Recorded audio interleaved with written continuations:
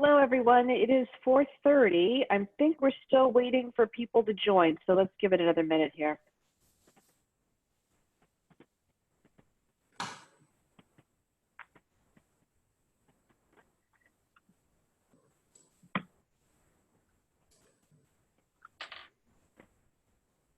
For those just joining in, we're going to wait for another couple of minutes. We got a couple people to keep on flipping in. We got a little late start with getting everybody admitted in, so give us just another minute, please.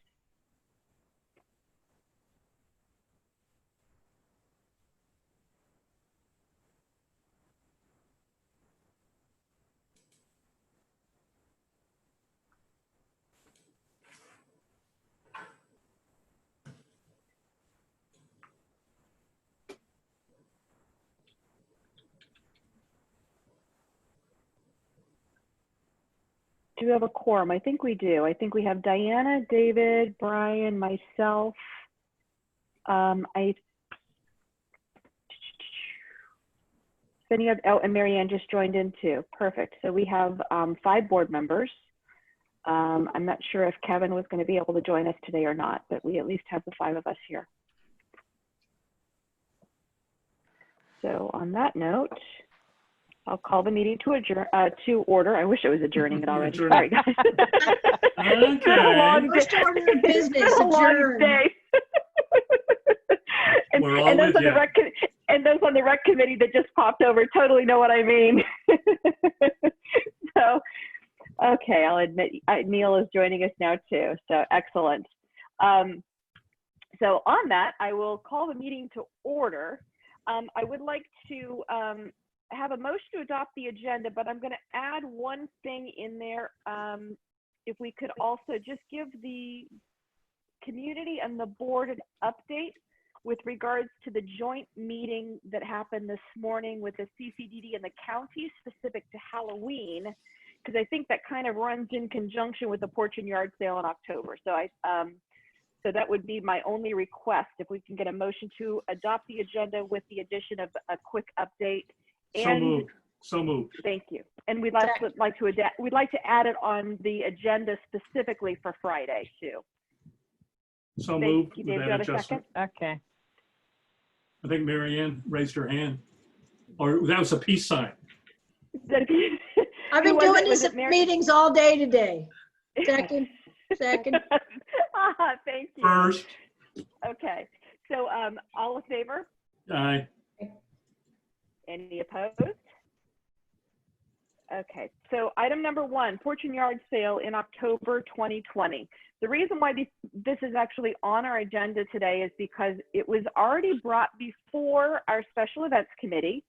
And the special events committee had chose that given the circumstance of the pandemic, the invitation of people coming to your front door and coming to our community probably was not the safest of choices. So on that, I give the Special Events Committee kudos for recognizing that that's not been something that we really want to do. But we also recognize that it is something that needed to be widely discussed throughout the community as to what was actually going to happen. And we felt it was important that we actually put it before the whole board in a conversation. On our meeting on Friday, the board voted to not allow the porch and yard sale for October 2020. So there's no action specifically requested. However, I will open it up to board members before we move on, open up to board members to have any conversation, and then obviously public comment. We'll just keep it quick if we have anybody that would like to chime in. Board comment? Yeah, this is David. Very briefly, we've had porch and yard sale, I think, twice a year for quite a while. And so I just view this as a pause in our activities. So much of the porch and yard sale is people from outside the community, and this is the caution we're taking for this time. Temporary caution, so not having it this fall. It's not a cancellation of the event, it's just not offering it this fall. Good caveat, David, thank you. Any other board member comments? On that, I will open it up if there is anybody in the community that would like to speak, again, we're going to keep it to minimum of 3 minutes for any comments. Maximum I 3 was saying- minutes. Thank you, David. It's been a long day. Sorry, ladies and gentlemen. So maximum of 3 minutes. My timekeeper is David. So if at that point, if anybody would like to signal, if they would like to speak. I just saw a hand up. Eileen Barr, you are on. You are muted. So can you unmute? There you go. You're good. Can you hear me? Yes, you're good. Okay, I do seem to be the only member of special events other than JR and well, JR, who's, I don't know whether Amber's on here now. But we have spent a lot of time talking about the other events for the fall and how can we minimize contact and whatever. And when the yard sale came up, it's not even people coming from outside the community, but even within the community, how could you possibly limit contact if people are putting out their belongings and other people are looking at them? That's my only comment. Thank you. I think that's a good addition. Thank you, Eileen. Any other community conversation or comments? Vanessa, this is Dory. Can you hear me? I can. Go ahead, Dory.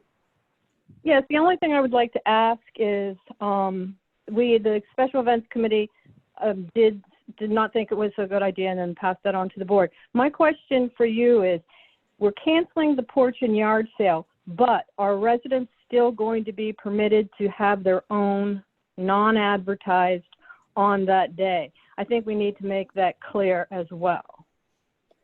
I think that that is a very good idea. And I think on Friday, the board canceled that activity, regardless of whether it was official or unofficial. Is that the read that I'm getting from my general board members? I see heads nodding. So thank you for the clarification, Dory. Yes, there will be no official or unofficial porch and yard sale, period. Thank you. Thank you. So JR will put in his notice that there will be no porch and yard sale due to the pandemic this October, that our evaluation for for spring will be done through the Special Events Committee pending what's going on with our community spread and everything. Is that reasonable, board? Yes. Thank you. Any other comments from the committee? I just saw a hand. Joseph, go ahead, please. You're muted, so go ahead and unmute. Just to clarify, there's nothing in our charter or community guidelines that says that a homeowner is allowed once per year or something like that to do a yard sale? There is, but they have to notify, I think. Doesn't it have to go through an application process or is notified? We'll have to reach out to town hall to get clarification on that. I think that's probably just a good idea to have that clarified in terms of feedback that you might receive, in terms of people who may want to be doing that, or if they go ahead and do it and don't go through the proper procedures to get authorization. Thank you. That's a good point. Thank you, Joseph. I appreciate that. And I'll just ask JR to just follow up on that end to make sure that our notice posting discusses that specifically also. Any other comments from the community? Perfect. Then let's move on and quickly highlight, Brian, since you are the official CCDD liaison lead, would you like to give an update as to what CCDD voted on this morning? Sure. We discussed a few things with CDD and the county. We had Commissioner Chowdhury and others from the county on too. But what we discussed specifically as regards Halloween was a follow-up on the CDD board meeting that they had last week. And during that call last week and during the call today, we had the sheriff's deputy responsible for coordinating the celebration. We agreed, being CDD and CROA, that not having outsiders come in for Halloween was the prudent thing. The reality is I've looked at the attendees, everybody's been here forever. We end up with cars parked everywhere. We end up with thousands of people, and it's impossible to have a safe process with any part of pandemic social distancing. What the sheriff's county is willing to do is to have deputies at the entrances to celebration, would be both of them. Actually, and the only way you could get in is with an ID. The CDD actually voted and they approved this approach subject to CROA giving its approval. What we wanted to do was open this up for conversation today with a vote on Friday.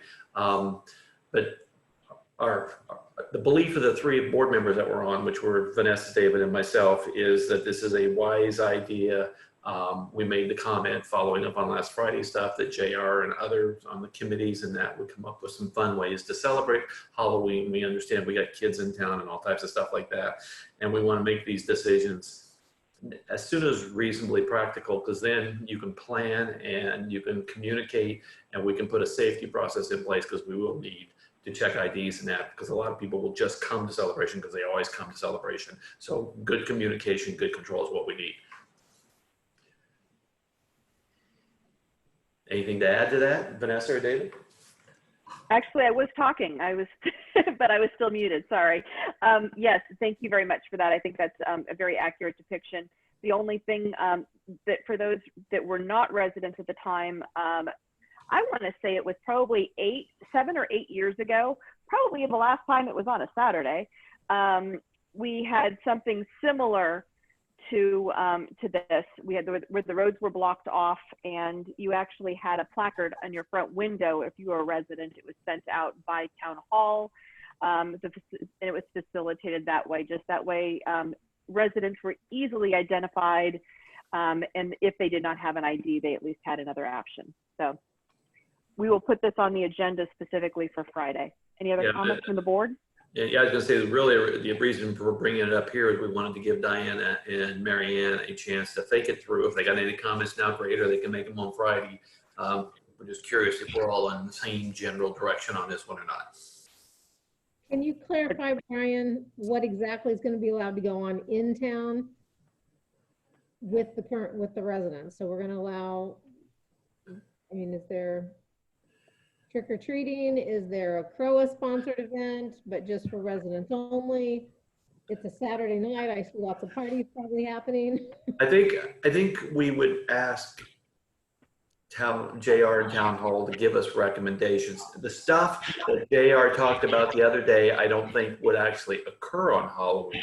I think it's impossible to tell residents you can't trick-or-treat, and I would expect to have some kids from the neighborhood going around trick-or-treating.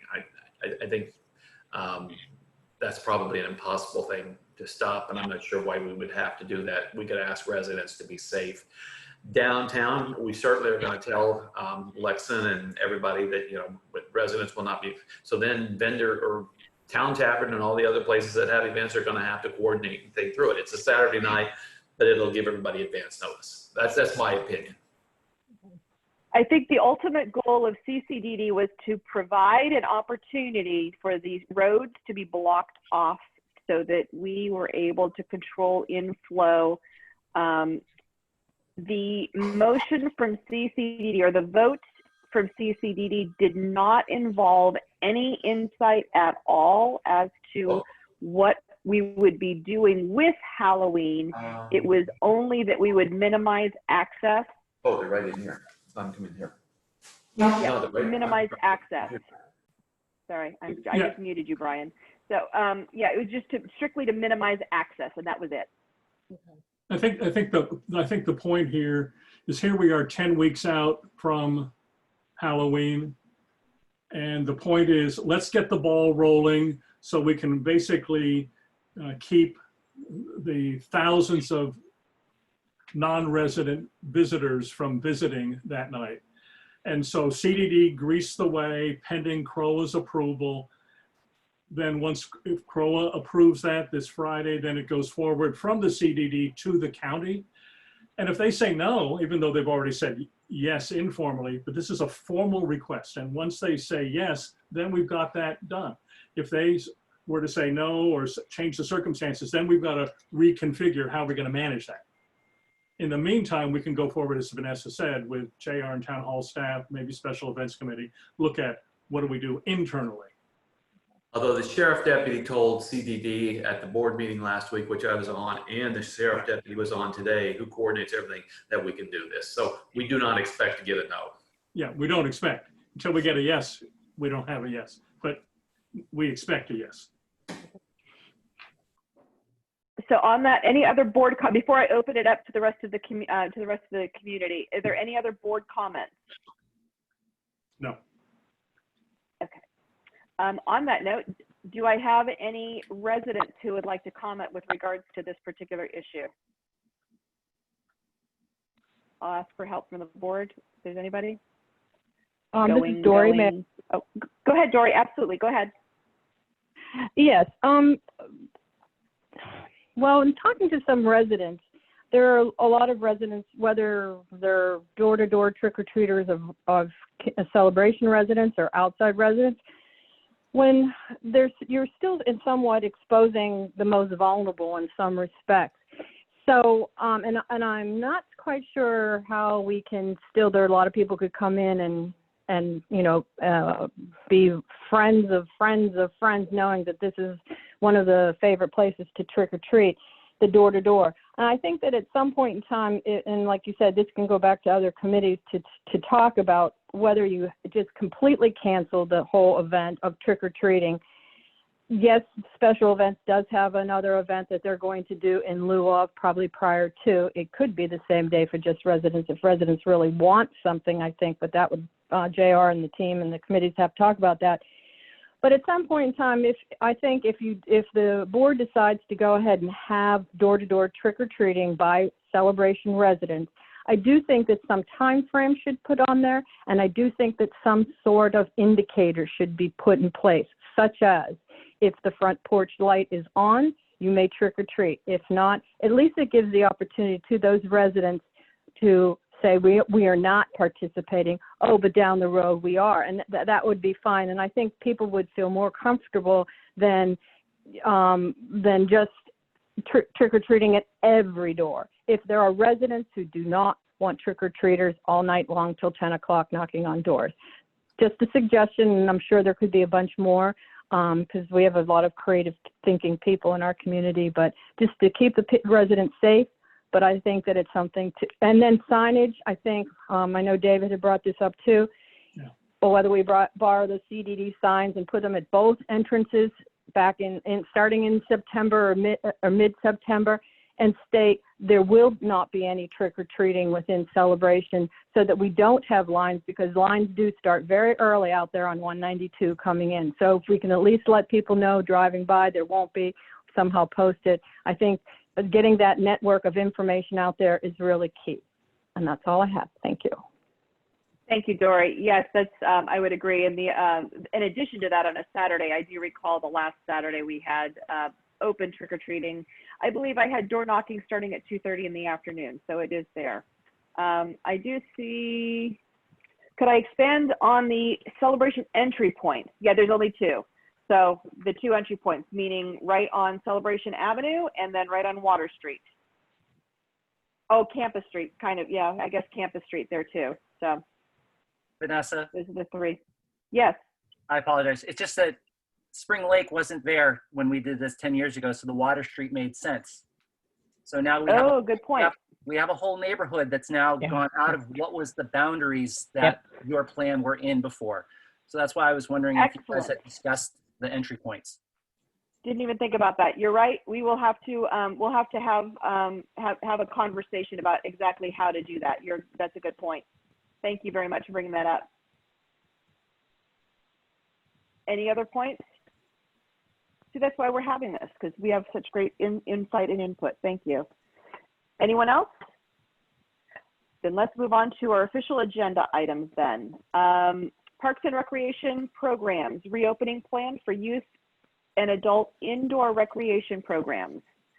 I don't know if it'd be easy to pull up the actual plan. There we go, perfect.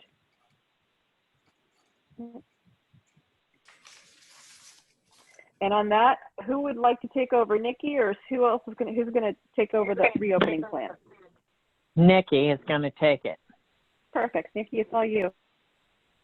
All right, perfect. So what you have in front of you is the indoor facility reopening plan. Just a little bit of history on this. We had a rec meeting on July 27th. We asked our recreation programs to come up with a reopening plan. We decided that it would be best if we had our own reopening plan and we required the committees to follow it. So we met on August 3rd and we discussed the reopening plan for indoor, outdoor, and the CCFC. We have a few committee members on this call. So if you have any questions about these reopening plans, we'll be more than happy to answer them for you. Nikki, this is the same plan that we're doing now for X Factor and that stuff that's already working, right? This plan, this is for the fall plan. We did not have this plan for X Factor, but we're trying to have each program to follow this plan. They provided their own plans prior to starting for their summer sessions, though. Yeah, but as I read this, I mean, it looks like we're following the same principles and everything like that. Oh, correct. Yes. These are just minimums. I know some programs are going above and beyond, but these are the bare minimums that we wanted each program to follow by. How are we going to enforce participant drop-off? Because I mean, everybody always used to come in, sit on a chair, talk. There'd be kids running around, everything like that. I mean, how are we going to enforce it as opposed to saying it would be a nice idea? So in regards to the participant drop-off, we're going to ask our partner programs to assist with this matter. I know we have some instructors. I know X Factor Dance, they're having their participants wait outside. So we would probably ask the programs to help monitor this by asking the participants to wait outside, either the building as well as the complex. Can we ask I think we do have a couple of partners that are on. Lindsay, would you care to share what what the plan was for that? Sure, can you hear me? Absolutely, you're good, thank you. Yes, we've told all of our families they don't have the option of waiting in the lobby. We did have one mother who asked permission when it was thunderstorming really bad and she walked with her daughter, so she didn't have a car with her, and it was raining into the patio where she was waiting. So we asked the front desk and got permission for her to sit inside, right inside the door for about, I think it was 20 minutes, but that's the only person that we allowed in the entire summer. And it's been going really well. Everybody's waited outside. We emailed out the waiver so they could sign it at home and bring it with them, or they could sign the copies we had with us. Everybody's done the drop off. They've either stayed outside kind of watching through the windows, or they go sit in their car. We haven't had any issues with that yet. And it's been going really well as far as I can tell. Thank you, Lindsay. Any board comments? I would disagree with what Lindsay said. I mean. Wait, Diana, I'm having a hard time hearing you. Can you say again, please, Diana? I'm on my computer audio, so sorry. X Factor did a great job. There's been no issues. They ran a very safe program. So I think if the other groups follow this same plan, we should be good to go. I'm in favor of this. It seems pretty well thought out, just as the regular plan was. Thank you, Diana. Any other board comments? A question, two questions. What are the proposed groups? What are the proposed partner programs specifically? And then second, I see that on the indoor plan, there's an option of wearing a face mask. It's not required.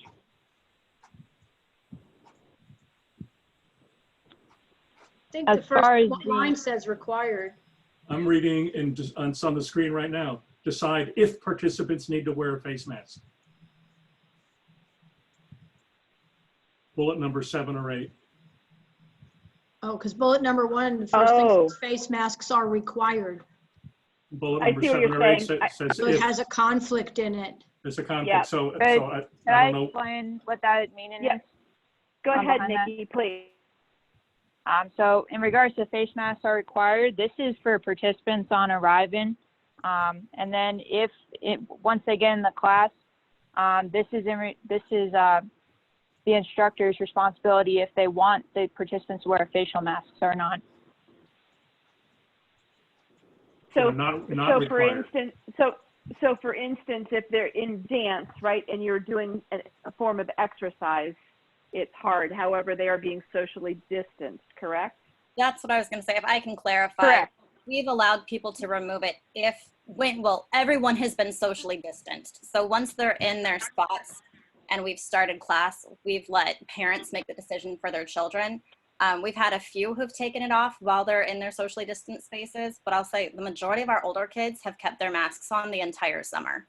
And that worked really well. But I felt like with the CDC guidelines saying when they're exercising and socially distanced, it's not mandatory. I didn't feel like I could make that call to make it mandatory if we were still following the CDC guidelines with socially distancing. Does that make sense? Yes, This thank is you. consistent with what I thought we had agreed to. Any other comments from the board before opening it up? So what were the events? So in regards to the partner programs, Yes. this would be X Factor dance, Irish dance, Zumba, ballroom dance. We have roughly about 12 partner programs this would apply to. And currently, right now, X Factor Dance is the only one that's using indoor, or X Factor and Irish, right? I'm trying to think of what other ones are currently doing it. over the Correct. summer, Those were Nikki. the only. Correct. Those were the only two programs that utilized our indoor facilities. And we haven't had any issues at all with any of the events as far as I'm aware of. Is that still accurate? That's still accurate. Correct. Thank you. Board member comment, again, before I open to the residents? Any resident comment with regards to the indoor facility? Again, please keep it under 3 minutes if you have a comment. Comments, questions? Okay. Then we need a motion for the indoor facility. So moved. Thank you. Do I have a second? This is Diana, I'll second. Thank you. Any further discussion? Call the vote. Brian, yes or no? Yes. Diana? Yes, David? I'm a reluctant yes. I'm very concerned if the got face you. masks come off, if the face masks come off and distancing does not be maintained. So that's a very reluctant yes. Okay. Mary Ann? I'm really struggling with this, but the plan is solid. So I'm gonna say yes, but like David, I'm having to tear it out of myself. It's the follow through. It's the monitoring. And I'm the final one, and I'm a yes. So the indoor facility plan moves forward. And I totally agree with you. Just so far, we haven't had any problems. Hopefully, we won't have any. And this But we is do need something to be. we'll be I monitoring. was gonna say exactly. We need to be up to date if there are any changes to that, though. Please. Yeah, just like Yes, we ma'am, have with will the do. pools and so forth. Yeah. Thank you, Nikki. So then we have the outdoor recreation plan is B. And again, Nikki, this is consistent with what we're doing currently on our fields, correct? Yes, ma'am. Correct. And this is already vetted through the Recreation Committee, our Parks and Rec Committee, correct? This has been through the Parks and Rec Committee. Correct. Okay. And when it says outdoor, it's outdoor other than CCFC because that's the complex, right? Correct. So the outdoor would be the Great Lawn, the North Village Pavilion. This would be for tennis as well, for tennis lessons. And this one does require masks the whole time they're doing this. Because I don't see that bullet that was a concern to me in the indoor on the outdoor. So the outdoor does say mask required. That's the instruction, right? That's what I'm reading here. Nikki, is that correct? Why would you? Yeah. Why would outdoor be more? I was stringent than indoor. Outdoor, I think it would. I know David hates me to say that, but no, you're right. Yeah. Exactly the point. Yeah. Do we need to just make that mirror what is on the indoor for that particular or not? Is there a reason for the difference? Honestly, to be honest, I think just the bullet point was missed on the outdoor facility.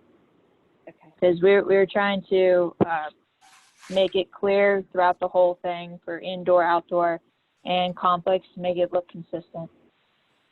So if we could take that bullet point from indoor, include it on outdoor and the complex as well, about checking in with the coaches basically to see if the participants need to wear a facial mask or not, that would be great. Okay, so we'll have to make those changes then. Any other comments or questions from the board on this? So the indoor facility, like you're dealing with Great Lawn that someone reserves, because that's all closed now. And North Village Pavilion that someone reserves.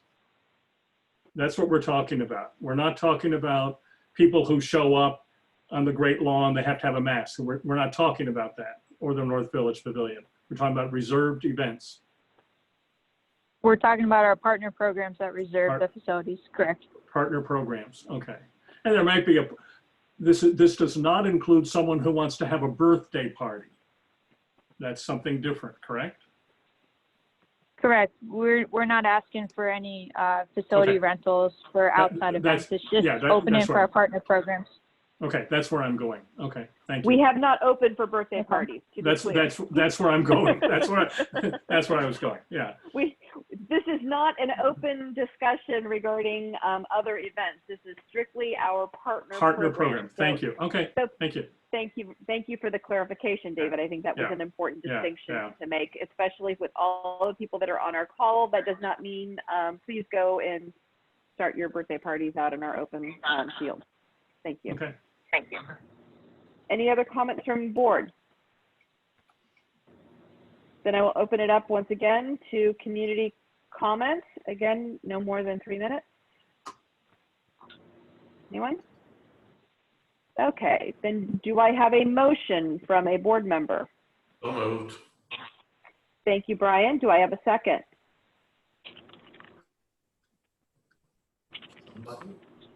Hello? Marianne. Marianne, are you trying? Is that Marianne seconding? Sorry. Thank you, Marianne. I think that was a second. That was a second. Yes. Okay, perfect. Sorry, you're not on my screen unless I scroll down. Sorry about that. Okay, further discussion from the board. I'll call the vote. David, yes or no? Yes. Brian? Yes. Diana? Yes. Marianne? Do I need to scroll? You're a yes? I'm now unmuted, yes. And I'm a yes. Okay, so the outdoor facility plan is approved.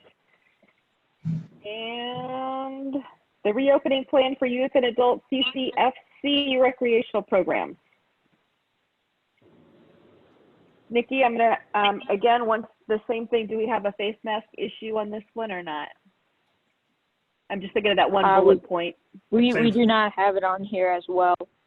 Okay. So if possible, we can add it to this as well. Okay, perfect. Any board comments or questions? Anything else noticeably different that we should be considering, Nikki? Yes. Okay, please, thank you. I'm sorry, for the capacity for field usage, it's 1 to 14 ratio with no more than 30 per field. So I kind of want to clarify what 30 per field means. So we have 3 fields at the athletic complex. In regards to the grass field, you can technically split that field into field A and field B. So it means 30 participants per field. So one whole field for a grass field, you can have a max of 60 kids on the field. So that's what that means. I hope that makes sense. It does. I guess my question to that is there a ramification with regards to the county mandates for maximum within a gathering area? I don't have the answer to this. It's more of a question than anything else. Yeah, I'm struggling. That's 180 people. I hadn't thought we were talking about 180 people on the fields. It's kind of where I was going with it. Yeah, because right now it's only 25 for the entire field. We were trying to accommodate for our recreation youth league. That's a lot. I'm not sure I can feel comfortable with that number of kids on the field. That's a lot of people in one area with people running around. It's not like we're talking about with our pods, right? With our pods, you're in your Right. pod. You don't leave your pod. This one is in the middle of a match where you're going to have theoretically 30 kids running back and forth. I struggle with that one. And well, parents and siblings is also in there too. Might we consider 30, I mean, as this reads, 30 per field, I was thinking of 3 fields rather than potentially 6 fields. Might we consider just the field as it's written? So it's only one field, not field A and B, and try that and see how that goes? What do you mean? No, it's, In other words, I could understand. it would be 90. It would be 90. 90. And It would be 90. 90 versus 180. Okay. Is what you're thinking. Yeah. I mean, Yeah. I thought a field was a field, but Nikki's explaining we have field A and B for a field. Are you going to, is there a limit on the number of family members who can also be involved and present in the area? Or guests of the athletes, so to speak? Well, in regards to athletes, we're just trying to have the participants be dropped off Okay. at the entrance. So the So we're same, trying to prevent. Correct. thank you. What would you say the capacity No for the problem. field use? Did you say it's a 1-to-14 ratio with no more than 30 per field or 90 in aggregate across all 3 fields? Then it's crystal clear what we're saying. Yeah, I'm in line with you on that one, Brian. So any board comment, and then I'll open it up to the community for comment. Is there anything, Nikki, that you wanted to add that we're missing? No, I knew that one would be kind of a trigger point, so that's why I kind of want to bring that up to y'all. I appreciate that. Thank you. And yes, there will be a rule for drop off only. If we could add that on this too. I will open that up to board comment again. Anyone? Any residents that would like to say anything? Yeah, Vanessa, do you have a minute? Oh, yeah, go ahead. Go ahead, John. Yep, no problem. I guess resident and parent and partner kind of going across all fields here. We've been, as the partner program and having the kids do the soccer school and the training, some parents have been dropping off. Some parents stay with the children because our kids start at 3 and they go up to 17. We've had no incidents the last 7-8 weeks now. We've had great social distancing. We've had no reports come down from the rec committee or office or anything. It looks like from what we were previously doing, we're demanding or requiring the drop off, but then not allowing the parents through the gate onto not necessarily the complex. I guess the issue that we have with that is particularly with some of the smaller kids, if they're on the further fields, you've got a pretty strong liability issue.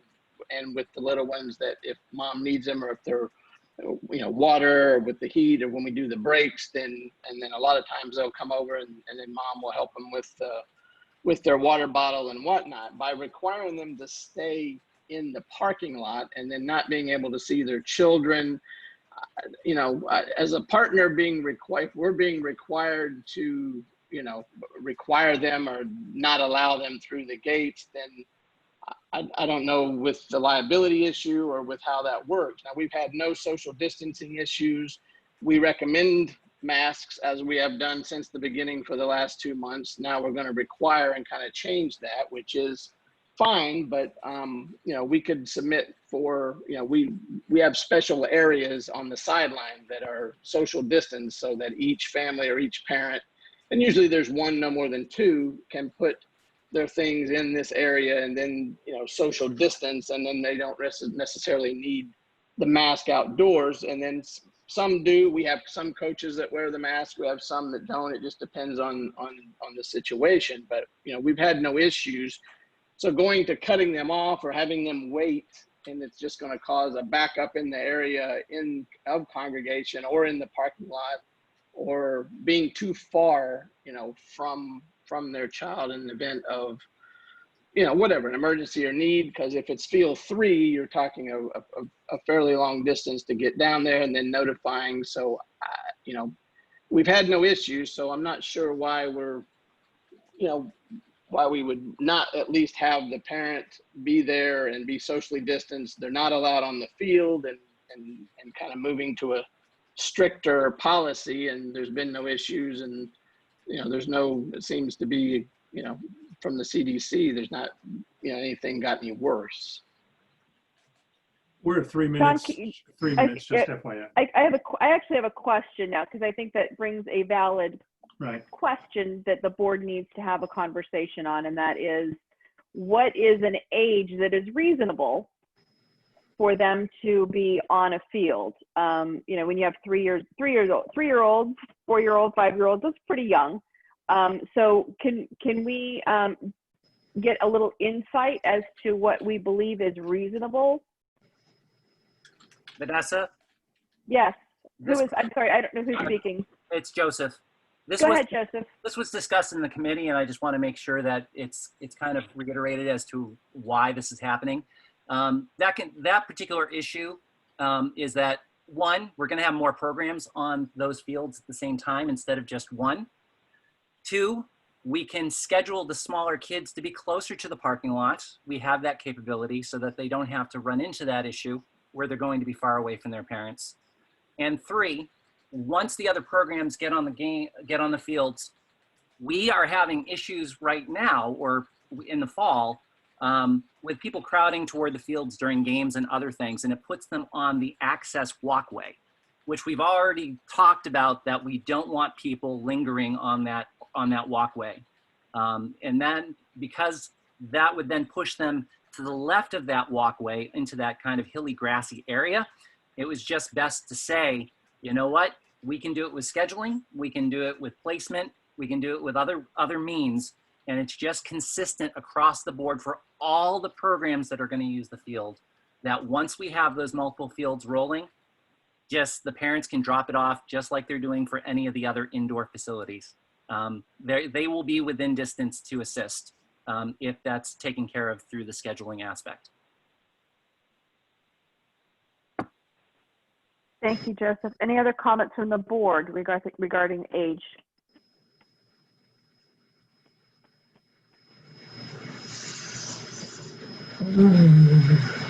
Oh, somebody is on an airplane. Oh, there we go. Somebody's airplane.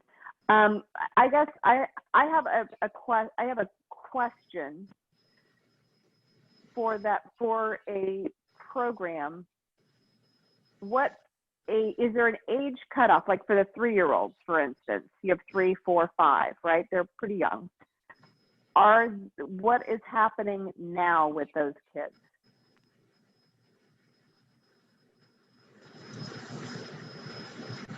Anyone?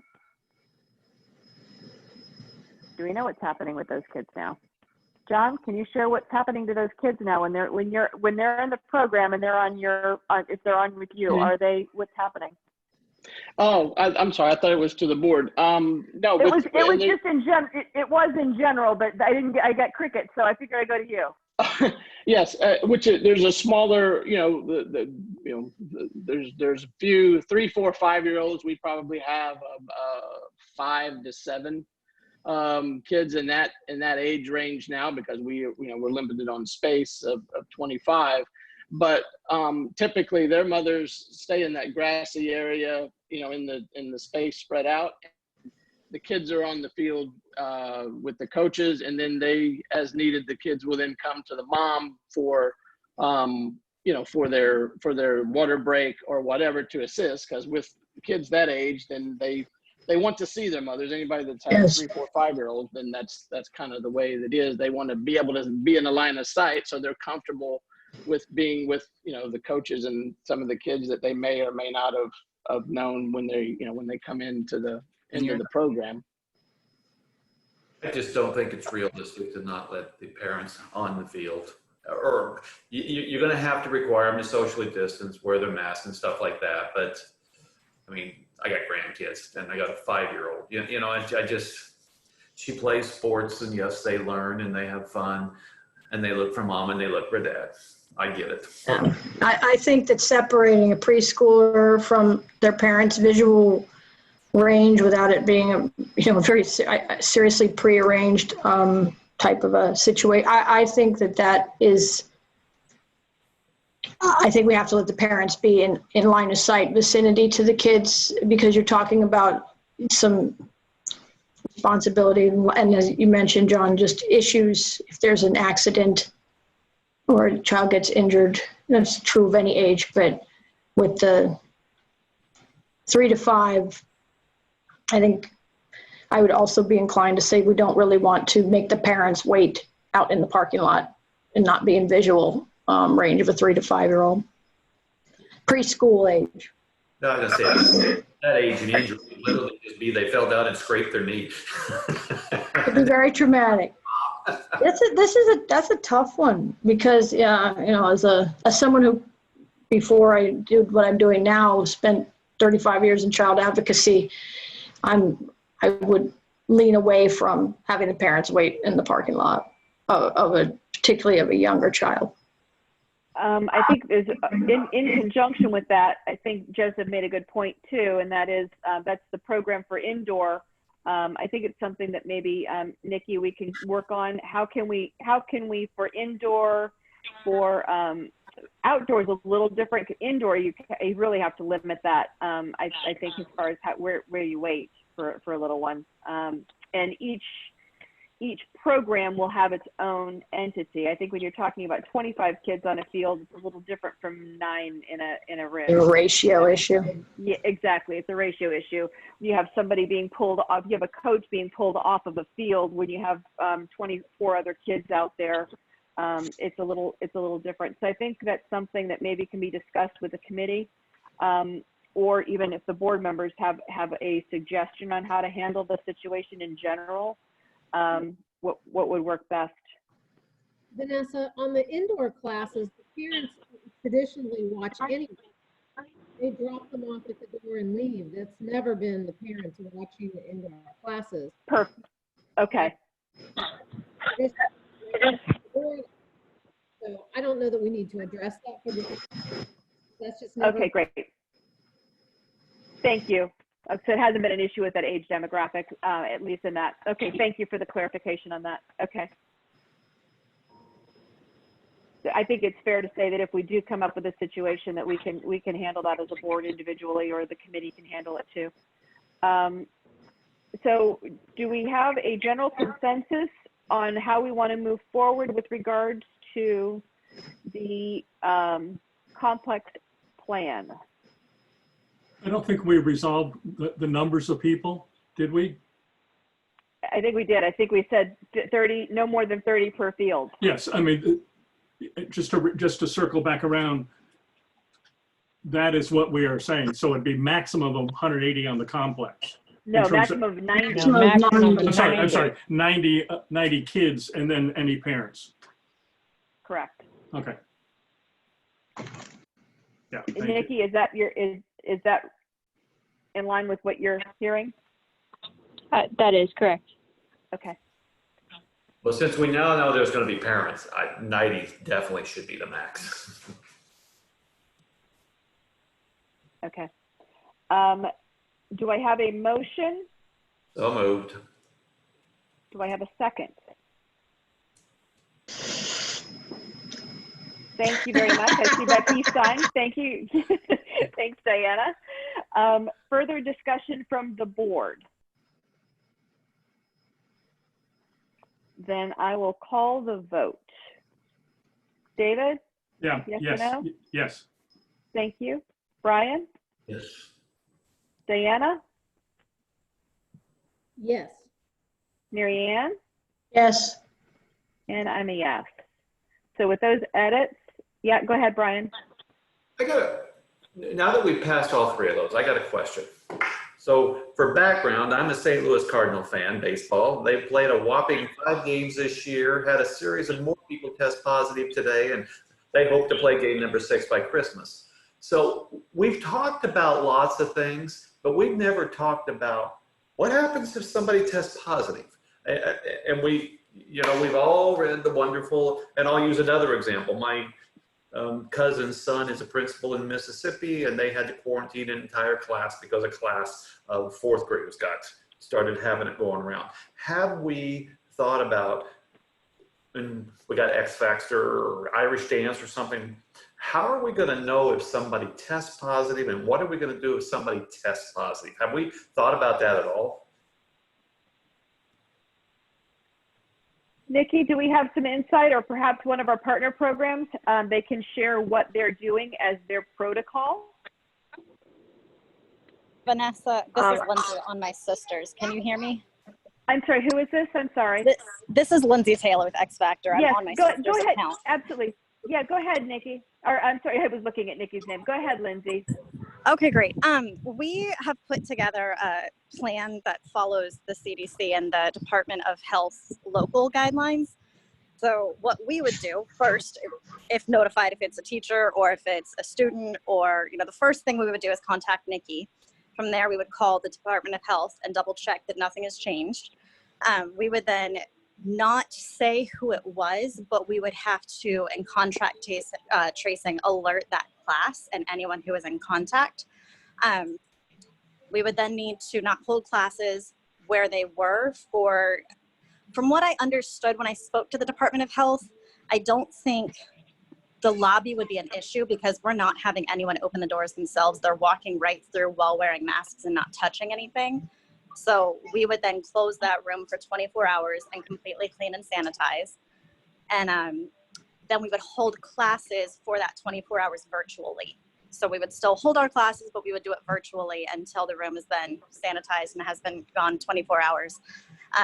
The person who was ill would need to stay home for 14 days or until they're able to have a negative test.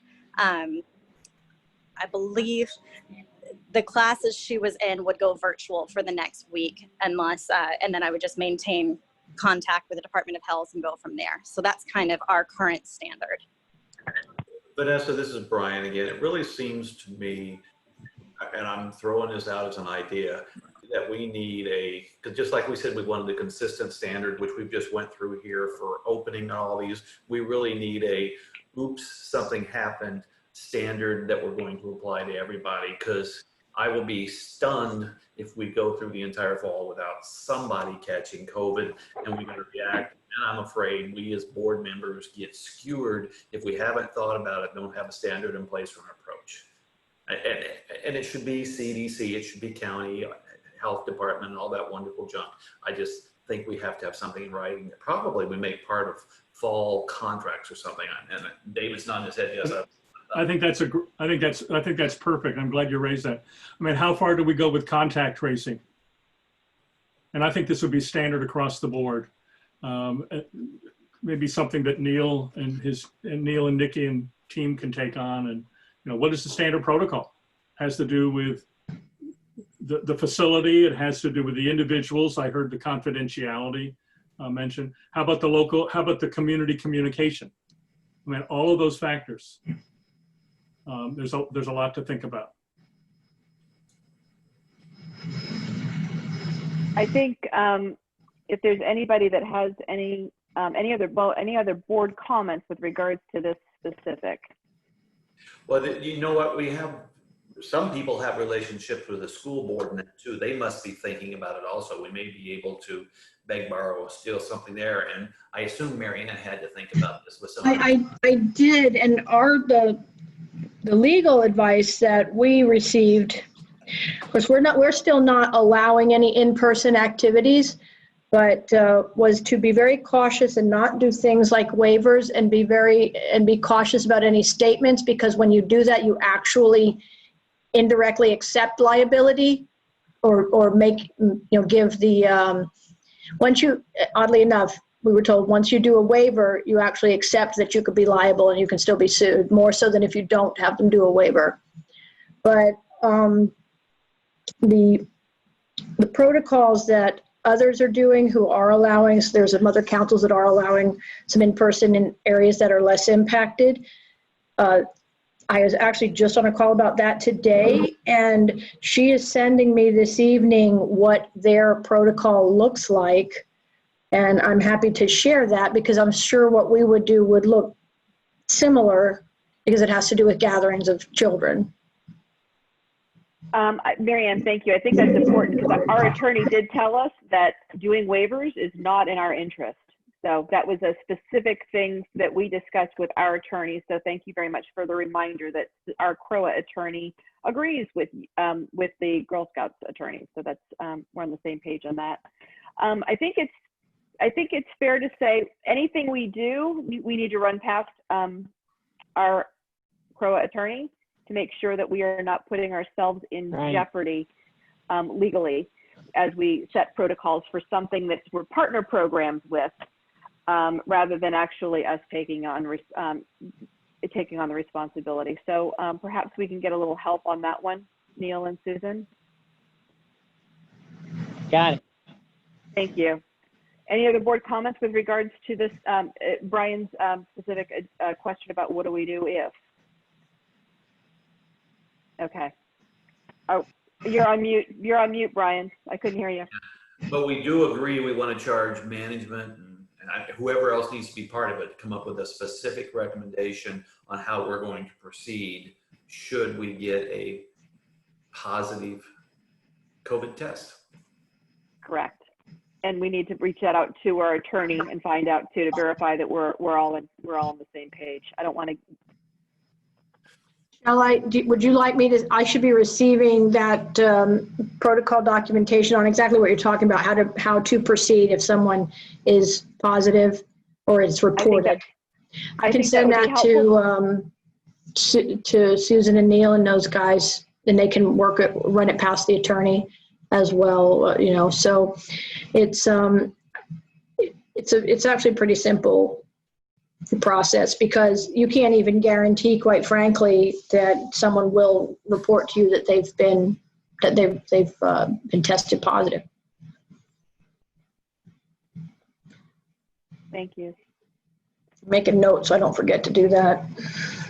Thank you. And when you're doing that, Mary Ann, just send it out to the whole board too. That way we're all on the same page. Just the board. Happy to do that. Thank you so much. Nikki too, because Nikki would. And Nikki needs it. Yep. Good call. Thank you. Send it to everybody. There you go. Any other comments with regards to this before we move on to item number 3? Okay. Item number 3, Celebration High School swim team pool usage request. Okay, so the Celebration High School utilizes Lakeside Pool on a yearly basis during their fall season. Normally, they request 2 hours, 3 to 5 p.m., and they usually utilize 3 lap lanes. However, this year with COVID, they're requesting to close the entire pool down between the hours of 3 to 5 p.m., Monday through Friday, so they can practice social distancing throughout the pool. However, with this request, since it was closing down an amenity for 2 hours, I wanted to bring this up to the board in regards to receiving an approval. Mm-hmm. Thank you. Which pool are we talking about? I'm sorry, can you repeat that? Which pool would it be? Which pool? Lakeside. Oh, sorry, Lakeside Pool. What's our occupancy been or our usage been typically Monday through Friday during those hours, generally? Generally, it's probably no more than 10 participants we have received. Mm-hmm. What's the and I heard what you said. What is the rationale? I mean, why not use the plan that was done in the past with 3 lanes, which leaves the remainder open? People can separate still. I don't understand why social distancing applies there, because you can still social distance from residents. In regards to the lap lanes, they normally have 30 participants on the swim team. So when they use only 3 lap lanes, it's 10 students or athletes in 1 lane. So it does get a little bit crowded having 10 participants in 1 lane. So it'd be best to expand the lanes so they can only have 3 to 5 participants in a lap lane. There's I see. Social distancing them from each other rather than them from residents. Correct. Got it. Is Lakeside the only option, or would Spring Park also work? Lakeside is the only option since we do have diving blocks over there, and their lap lanes only accommodate the Lakeside pool. Spring Park is slightly smaller than Lakeside Park or Lakeside Pool, so I would probably suggest keeping them at Lakeside Pool at all possibilities. And when would this start and when would this end? So they're requesting their official start date is August 24th, and that would end November 6th. They're trying to start this week as pre-conditioning, like a summer session, before they officially start on August 24th. So here's a different proposal. I'm reluctant to close this amenity for a 2-hour period, 5 days a week. How about 4 hours a day, 5 days a week, and then they split their team? So they distance themselves. So they have a group that comes from 1 to 3, and they have another group from 3 to 5, or 2 to 4 and 4 to 6. Just an alternative, so that the pool remains open for residents, and they can also social distance the team members. Okay. Just an alternative. I know That's an interesting idea. The reason they're doing 3 to 5 is that's probably when the kids are out of school. Right, out of school and staffing, but I'm just thinking about, our responsibility with our residents. So they need to know soon if they can or can't do this. So, Nikki, what are your thoughts about David's suggestion? It's a possibility. Again, my concern is the time frames and when school gets out. I can let you know that they were there today, splitting the pool in half. So we asked if it went over a certain number, half of the participants would need to be on the great lawn and half would be in the pool. So they only had 5 participants in 3 lanes throughout the pool to prevent like a large gathering in the pool. So far that fairly worked well today. I mean, if they need to share the pool, it's just something that they're going to have to do. But I actually agree that with the reduced capacities that we have, I was honestly pretty hesitant about closing down one of the main pools, especially when that's one of the lap lane reservation pools as well. That would close down the lap lanes for residents, or it would not during that 3 to 5 period? It would. It would. Yeah, It okay. still would. But they still have Spring Lake as an option for that, correct? That's right. Spring Park, correct. Or Spring Park, excuse me. Thank you. Yes, Spring Yeah. Park, Heritage Hall. Okay. Okay. So do I have a motion from a board member with regards to what you will or will not accept, so that Nikki can then present it to them if it's something they want to do? We could do this in 2 steps. We could do this in two steps. Their proposal is, as Nikki presented, 3 to 5, whole pool 5 days a week from that certain dates. So we could turn that down, and then we could approve a second proposal. So we could formally turn down their request. Just a thought. Or, If that's the way we're going to vote. or a slightly different question. Was this their ask, or did they have a different ask and we negotiated to this? I mean, have we negotiated here? This was their ask to close the pool. I just negotiated with them to just use 3 lap lanes and to utilize the great lawn to social distance until this was either approved or denied. Is there a magic? Can I just a quick question? What you had set up for today, worked well for our residents and for reasonably well with the team? Well, with the residents, there was only 3 residents at the pool. They did not mind. We did have one lap lane reservation at 4 p.m. They didn't show up. So for this week, they're only here Monday, Wednesday, and Friday. Again, it's preconditioning until August 24th. So I could probably have a better understanding on Wednesday if we have another lap lane reservation from 4 to 5 if they show up and have any concerns. But just looking at the coaches and the athletes, it didn't look like anyone had any concerns. The high school was actually taking precaution. They were doing temperature checks, and they wouldn't even allow the students to go inside the pool gate without a temperature check. So they were taking appropriate precautions with this matter today. Nikki, what if we added a 4th lap lane for the high school and still left part of the pool open? I gotta believe once you get to September and October that for the most part, people stop using the pool as much. It gets later in the year, kids are in school, etc. But is correct? Yeah, it's fairly quiet between 3 to 5, September, October. It's only busy if we have swim lessons. But if we did do a 4th lane, that pool can only accommodate 6 lap lanes. So if you had 4 lap lanes for the high school swim team, you would have 1 open for residents to make a reservation, and then there would only be 1 lane left for any additional residents who are at the pool at that day that would need to share a lap lane.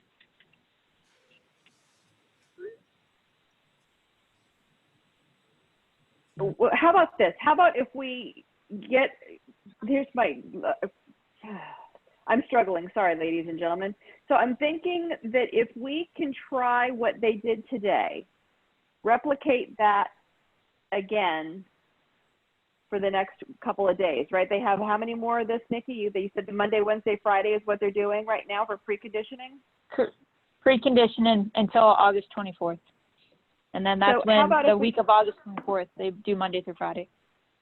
So how about if we continue on with this for the next couple of days, see how this goes, and then we can vote to see if my sense is if this works, I would like to stick with this because it doesn't impede upon residents, and it helps at least get the kids out there so they can condition. As you get more kids, though, I'm just worried. Then our problem is going to be compounded because we're going to have more kids at the pool, and that could cause more of an issue. So I'm really leery about that. Board thoughts?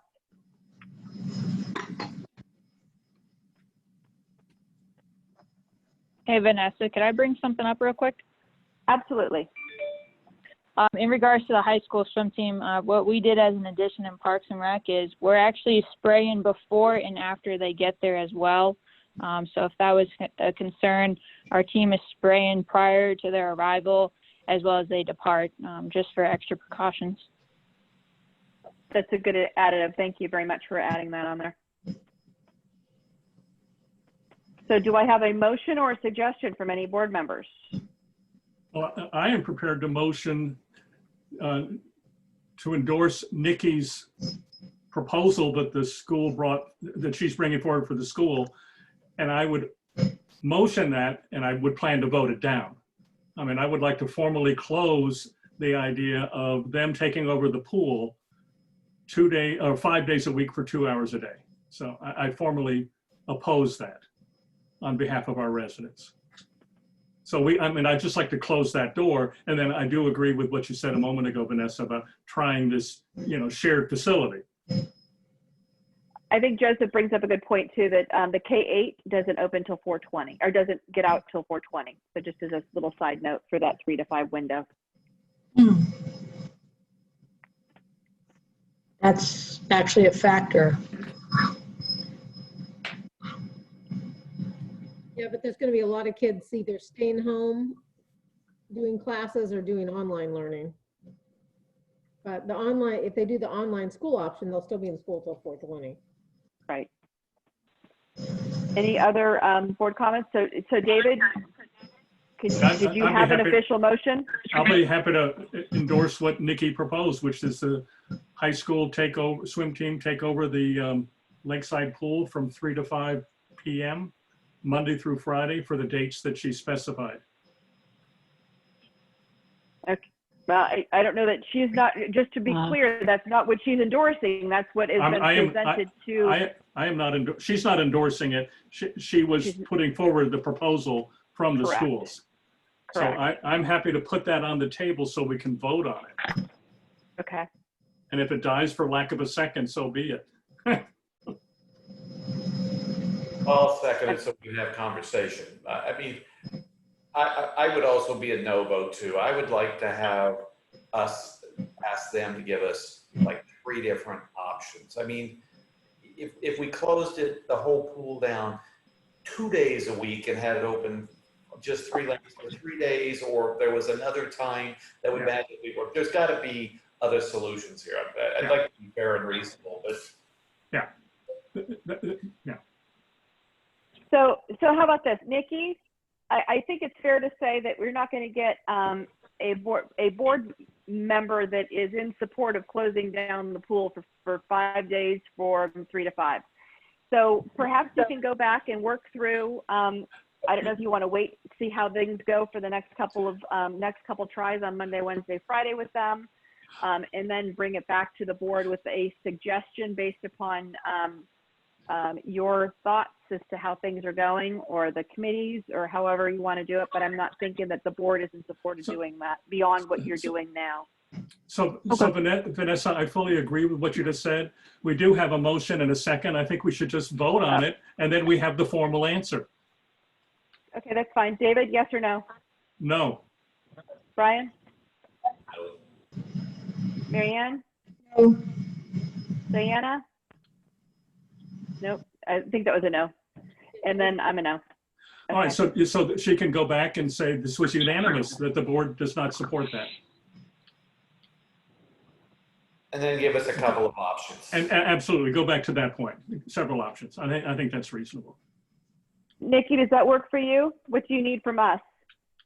Yes, ma'am, that works perfect. I'll let them know that didn't pass, and that we'll come up with appropriate solutions to bring back to you all.